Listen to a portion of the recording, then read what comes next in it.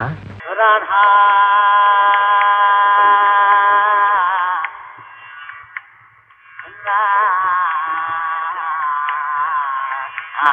কলকাতায় বহু জায়গাতেই ক্লাসিক্যাল মিউজিকের সারা রাত্রিব্যাপী জলসা হতো। এক বন্ধুর পাল্লায় পড়ে গিয়েছিলাম। এই প্রথম একটা জায়গায় গিয়ে বিষ্ণুপুর ঘরানা শব্দটা শুনলাম, নামটা শুনলাম। আমি কিন্তু খুব ভক্তি ভরে শুনতে শুরু করিনি, কিন্তু অদ্ভুত ব্যাপার, আমি তো ক্লাসিক্যাল মিউজিকের কিছুই জানি না বলতে গেলে, এবং ওর দিকে আমার কোনো আগ্রহ ছিল না, কিন্তু গানটা শুনতে শুনতে আমি কিভাবে যেন মোহগ্রস্ত হয়ে গেলাম। এবং ওই একটা রাত ফিরে এসে বাড়িতে পুরো দিনটাই প্রায় ঘুমোতে হয়েছে, ক্লান্তও লেগেছে, কিন্তু ওই বিষ্ণুপুর ঘরানার নামটা আমি ভুলতে পারছিলাম না। এই করতে করতে হঠাৎ কিভাবে জানি না পরপর কয়েকটা বই আমার হাতে এসে যেতে লাগলো। মানে আসলে আমার বই বোধহয় আমার মন ওই বিষ্ণুপুর সম্পর্কে কোনো বই খুঁজছিল, সেই জন্যেই হাতে তো আর এমনি আসে না, ওই খুঁজছিল বলেই পাওয়া যাচ্ছিল।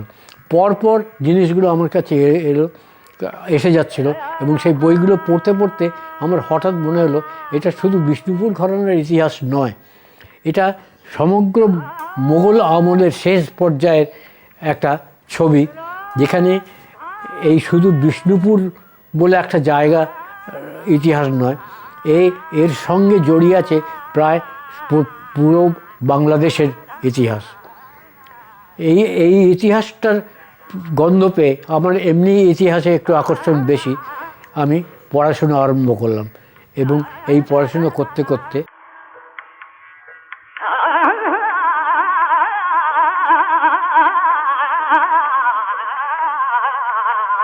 লালবাই বা ওই রঘুনাথ এরা ইতিহাসের চরিত্র, কিন্তু এদের সঙ্গে জড়িয়ে আছে সমগ্র পশ্চিমবঙ্গ, সমগ্র বাংলাদেশ, এবং এর সঙ্গে খানিকটা ভারতবর্ষ।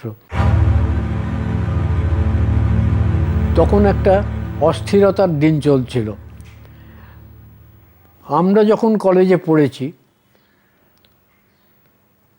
তখন তো আমাদের প্রেসিডেন্সি কলেজে কোনো মেয়েরা পড়তো না, এবং ছেলেরাই ছিল খুব ভীরু ধরনের, শান্তশিষ্ট। এক এমএ পড়তে এসে পোস্ট গ্র্যাজুয়েট ক্লাসে দেখা গেল মেয়েরা একধারে 2-3টি বেঞ্চে তারা পৃথকভাবে বসে, কারো সঙ্গে কেউ কথা বলে না। যেই প্রফেসর এলেন তার পিছনে পিছনে তারা ক্লাসে ঢুকতো, এবং তার সঙ্গে তিনি চলে যাওয়ার সঙ্গে সঙ্গে তার পিছনে পিছনে গিয়ে তাদের মেয়েদের কমন রুমে ঢুকতো। এই রকম একটা দিনে আমরা আমাদের ছাত্রাবস্থা কাটিয়েছি। হঠাৎ দেখা গেল, এর কত বছর পরে হবে আমার মনে নেই, হয়তো 25 বছর পার হয়ে গেছে, একটা নতুন শ্রেণী দেখতে পেলাম। ছেলেগুলো যত না বদলেছে, মেয়েরা আরও বেশি বদলে গেছে। তারা হাটে বাজারে স্কুলে কলেজে চতুর্দিকে ছড়িয়ে পড়েছে, এবং তারা সেই ভীরু ভয়ে ভয়ে পা ফেলা মেয়েদের দল নয়। তারা সাহস করে সব জায়গায় যাচ্ছে, সকলের সঙ্গে মিশছে, কথা বলছে। এই রকম একটা দিন এসে গেছে।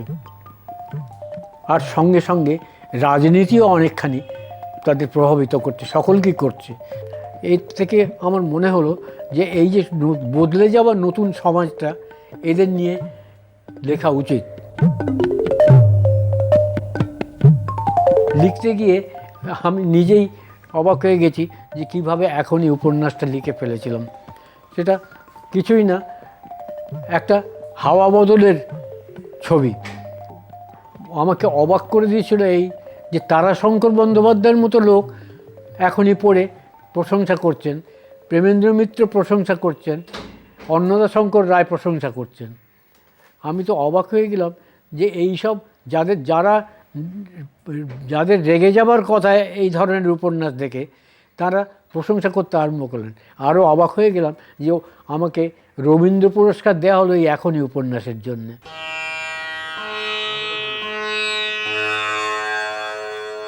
আমার দুটো উপন্যাস সম্পর্কে কিছু বলার আছে। একটা যে যেখানে দাঁড়িয়ে, আর একটা উপন্যাসের নাম অ্যালবামে কয়েকটি ছবি। এই দুটি উপন্যাস পড়ে আমার স্ত্রী বলেছিল যে এ ঠিক মনে হচ্ছে যেন একটা উপন্যাস আর একটা উপন্যাসের বিপরীত। কথাটা কিন্তু ঠিকই। এই উপন্যাসে একটা উপন্যাস যেন আর একটা উপন্যাসের পরিপূরক। অনেকে এটাকে রোমান্টিক উপন্যাস ভেবেছিলেন, এটা কিন্তু আদৌ তা নয়। একটু গভীরভাবে চিন্তা করলেই বোঝা যেত যে এর মধ্যে অন্য কিছু বার্তা আছে। অ্যালবামে কয়েকটি ছবি উপন্যাসটার বিষয়ে আরেকটু বিশেষ করে বলা দরকার, কারণ এই উপন্যাসটা লেখার সময় আমার মনের মধ্যে রোমারোলার জাঁ ক্রিস্তাপের একটি সামান্য জায়গা উঁকি দিয়েছিল। তবে যে যেখানে দাঁড়িয়ে লেখা হয়েছিল রাখা মাইন্সের পটভূমিতে, সেখানে তামার খনি ছিল। জাদুগাড়া বলে একটা জায়গা আছে যেখানে এখন নিষিদ্ধ যাওয়া। ওই জায়গাতে আমরা কয়েক বন্ধু, 4 জন বন্ধু বোধহয় মনে হচ্ছে, গিয়ে দিন 4-5 ছিলাম। সেইটার থেকেই মাথার মধ্যে ওই গল্পটা এসে গিয়েছিল। লেখার ধরনের প্রথম দিকটায় হয়তো একটা রোমান্টিক ব্যাপার আছে। রোমান্টিক ব্যাপার ছাড়া তো লেখা হয় না। সত্যি কথা বলতে আমার একটা জিনিস এখানে স্বীকার করে নেওয়া ভালো, যে আমার ওপর কোন লেখকের প্রভাব আছে আমাকে অনেক সময় অনেকে জিজ্ঞেস করেছে। শুনলে অবাক হয়ে যাবেন, আমার ওপর কোনো লেখকের কোনো প্রভাব নেই, আমার উপর একজন কবির প্রভাব আছে। এই যে 20 বছর পরে আবার দেখা হলো একজনের সঙ্গে এবং তার থেকে গল্পটা বাড়াচ্ছি, আমার অন্য লেখাতেও আপনি দেখবেন যে 20 বছরটা খুব ইম্পর্ট্যান্ট ফ্যাক্টর।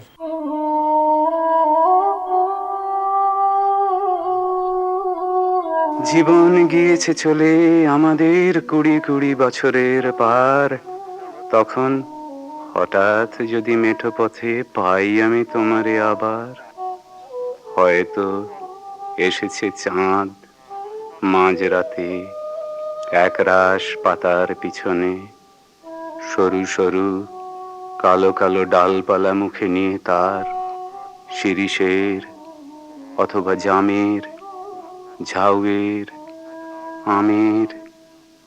20 বছরের পরে তখন তোমারে নাই মনে।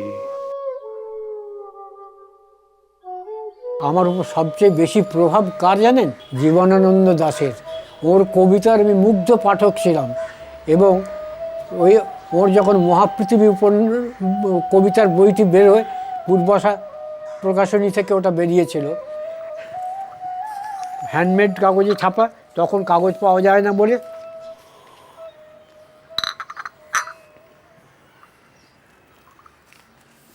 ওই বইটা নিয়ে এলাম এবং আলমারিতে পড়েছিল কিছুদিন। তারপর একদিন বের করে পড়ে মুগ্ধ হয়ে গেলাম। পরপর প্রত্যেকটি কবিতা পড়ে গেলাম এবং একটা কবিতা 2-3 বার করে পড়ে ফেলেছি।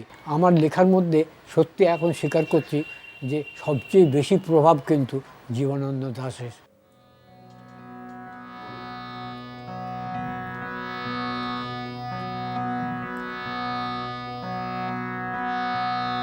একটা কথা বলে নেওয়া দরকার, আপনারা তো জানেন আমি এখন 90 বছর বয়সের একজন বৃদ্ধ।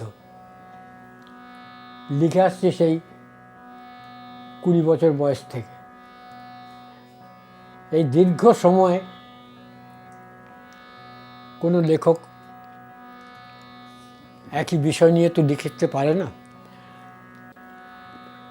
আর দ্বিতীয়ত, স্বভাব থেকেই আমি একটু বৈচিত্র্যবিলাসী ছিলাম। প্রথম জীবনের আমার নানা লেখায় সবসময় চেষ্টা করেছি যা লিখেছি তার থেকে একেবারে পৃথক কিছু লেখা। এর মধ্যে বোধহয় কিছুটা লোককে চমকে দেওয়ার চেষ্টাও ছিল।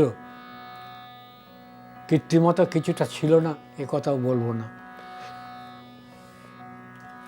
কিন্তু বয়স হওয়ার সঙ্গে সঙ্গে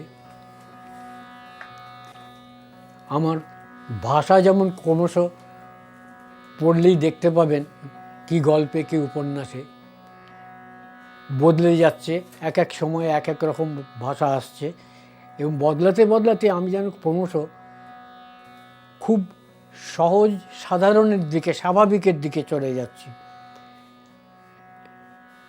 এই সময়েই আমার কিন্তু আরেকটা পরিবর্তন হচ্ছিল, যেটা এখন বুঝতে পারি, যে ওই বৈচিত্র্য বিলাসটাকে ছেড়ে দিয়ে আমি সম্পূর্ণ অন্য একটা জীবনকে ধরতে চাইছিলাম। সেই জীবনটা আর কিছুই নয়, মধ্যবিত্ত জীবন, মধ্যবিত্তের ব্যক্তিগত জীবন এবং সমাজ জীবন।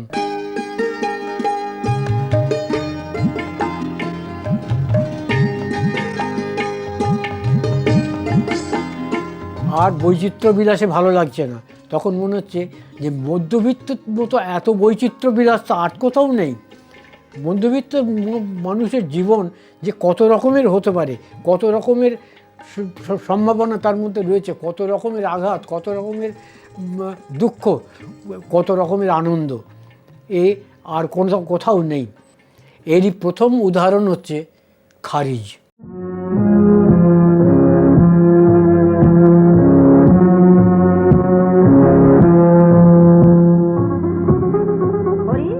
খারিজ বাচ্চা চাকরের গল্প নয়। এই যে খারিজ উপন্যাস, এটা লেখা শুরু হলো কোত্থেকে, একটা কি কারণে আমার কোনো আত্মীয়ের অনুরোধই হয়তো আমাকে একবার করোনার কোর্ট ছিল আগেকার দিনে, এখন বোধহয় নেই, সেই করোনার কোর্টে যেতে হয়েছিল একটি মৃত্যুকে কেন্দ্র করে সেই কেসটি। তা সেখানে কোনো একটা কাজের জন্যে আমাকে তার সঙ্গে নিয়ে গেল। সেইখানে বসে দেখলাম যে একটি মামলা শেষ হচ্ছে, এবং সেই যে মামলাটি শেষ হলো সেখানেও কিন্তু ওই যে কথাগুলি লেখা আছে যে it's a simple case of suicide, এই করোনার এই ভার্ডিক্টটা সেখানেও দিয়েছিলেন। সেটা আমার কানে বাজলো, এবং মামলাটা আমি বুঝতে পারলাম যে সত্যিই এটা সুইসাইড নয়, এটা ব্যাপারটা হয়ে গেছে অন্যরকম। পারবি তো যা যা কাজ বললাম সব করতে? একটি বাচ্চা ছেলেকে তার বাবা নিয়ে আসছে, যে একজন মধ্যবিত্ত পরিবারে তাকে গৃহভৃত্য হিসেবে রেখে যাবে। তার জন্যে তাকে জিলিপি আর কি যেন কিনে খাইয়েছে রাস্তায়, এবং সে বাবা তাকে এই বাড়িতে রেখে যাচ্ছে দুটি কারণে। একটা কারণ নিশ্চয়ই যে ও ওখানে থেকে খেতে পাবে, আর কটা টাকা বাড়াবে দেন মা, মানে আকৃতি ছেলে আমার, টাকার দরকার না থাকলে কি আর। এখানে প্রত্যেকটি লোক নিজের নিজের স্বার্থ দেখছে এবং নিজের দিক থেকে সেই জিনিসটাকে দেখছে। বাবাও কিন্তু নিঃস্বার্থভাবে তাকে দিয়ে যাচ্ছে না, তার উন্নতির কথা ভাবছে না। তেমনি যে গৃহবৃত্ত যে রাখছে তারও কিন্তু সেই একই সেই কতগুলো সুযোগ সুবিধে পাচ্ছে। তাকে খুব একটা থাকার ভালো ঘরও নেই, ভালো জায়গা নেই, তা সত্ত্বেও তাকে নিয়ে রাখছে তার নিজের সুবিধের জন্য।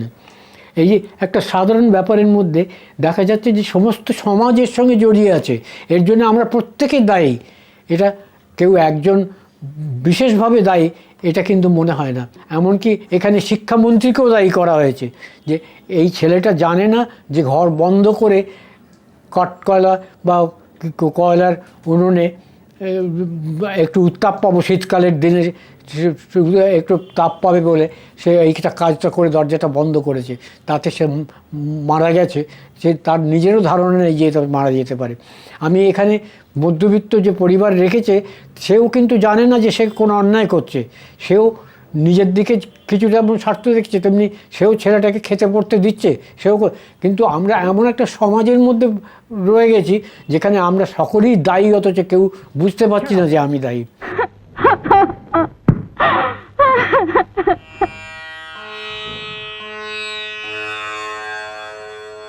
বীজ উপন্যাসটা লেখার জন্যে আমি গর্বিত। ভাবিকাল এটাকে কতখানি মূল্য দেবে আমি জানি না, কিন্তু আমি নিজের কাছে এই বিশ্বাস রেখেছি যে এই উপন্যাসটি কিন্তু টিকে থাকবে। আসলে বীজ উপন্যাসে একজন অধ্যাপক গবেষণা করতে করতে হঠাৎ একদিন নিরুদ্দেশ হয়ে চলে গেলেন।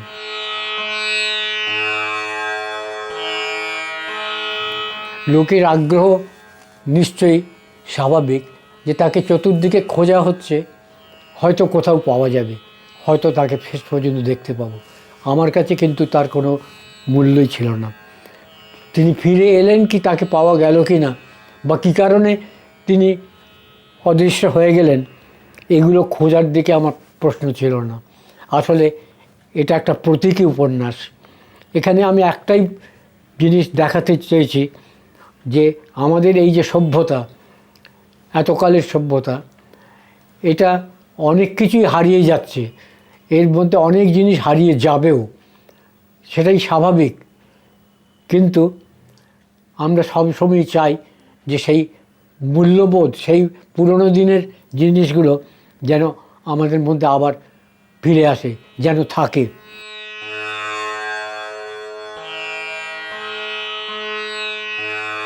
লজ্জা উপন্যাসটা পড়ে ঋত্বিক ঘটকের ভীষণ ভালো লেগেছিল। উনি আমাকে ফোন করেছিলেন, বলেছিলেন আমি বোতলামি করছি না, সত্যি কথা বলছি, একটা দারুণ লেখা লিখেছেন। সেটা আমার আজও মনে আছে। আমাকে একজন খুব নামী সমালোচক বলেছিলেন যে আজকের দিনে যদি কোনো মহাভারত লেখা হয়, সে তো আর ওই আগেকার দিনের মহাভারত লিখবে না। এই সমস্ত উপন্যাসগুলোকে জড়িয়ে আমি মনে করি তুমি একটা মহাভারত লিখেছ। এর চেয়ে বড় প্রশংসা আমি জীবনে পাইনি।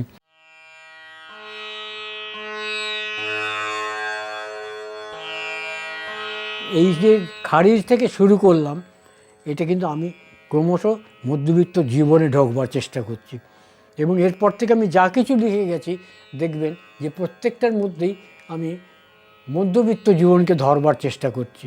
আমাদের লেখকরা সব সময় অন্য জীবনকে নিয়ে লিখতে যায়, কেউ কিন্তু নিজেদের জীবনকে নিয়ে লিখতে চায় না। নিজের জীবন বলতে এই বোঝায় যে আমি, আমার স্ত্রী, আমার মেয়ে, আমার ছেলে, আমার বাবা, আমার মা, এই যে সংসার, যেটা চার দেয়ালের মধ্যে ঘর, এই জিনিসটাকে কিন্তু কেউ সেভাবে প্রকাশ করবার চেষ্টা করে না। সকলেই অন্যের জীবন লিখছে, এইরকম একটা ভাব।